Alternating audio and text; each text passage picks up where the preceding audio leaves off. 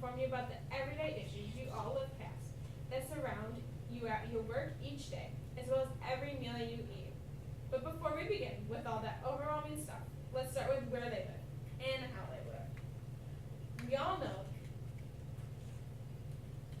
that Ecuador is on the west coast of South America. The Pacific Ocean is just a view outside some of their back doors.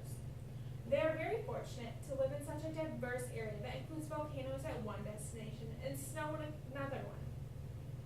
Lastly, something unique about Ecuador is that the famous Galapagos Islands is a part of its territory. As mentioned before, we have some serious stuff that is heading our way. Firstly, we need to talk about the continuous growth of people. Currently, Ecuador is at an estimate 16 million people and is on the rise.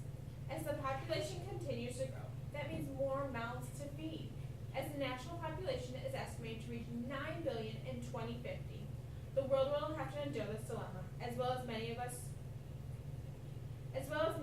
don't want to admit it or even see it, but many are suffering in poverty. Poverty strikes more than 18% of the population, meaning that many are living in unsuitable environments.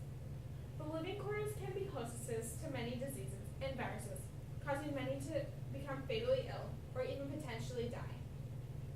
This affects many because all the goods that goes in and out have to be monitored and the people have to be extra careful. Recently stated, the sickness rate is always rising. Many people desire and need medical care.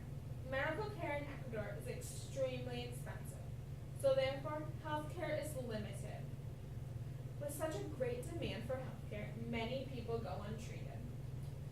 Next, I'm here to tell you about the eating habits of Ecuador. Most families live off just $1,000 a month, very little compared to the United States household. Their money is mainly spent on food and stuff for the household. Although the income doesn't increase, the family does, causing more mouths to feed.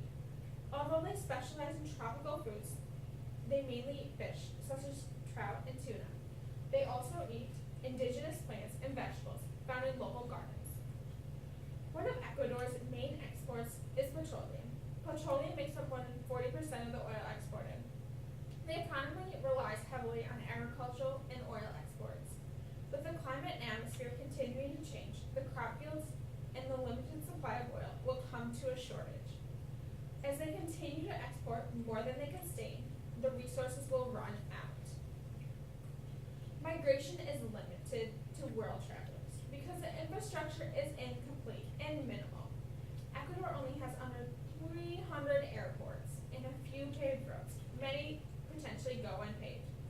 This causes less people in and out of the country. Although air travel isn't forbidden, you can still travel into Ecuador.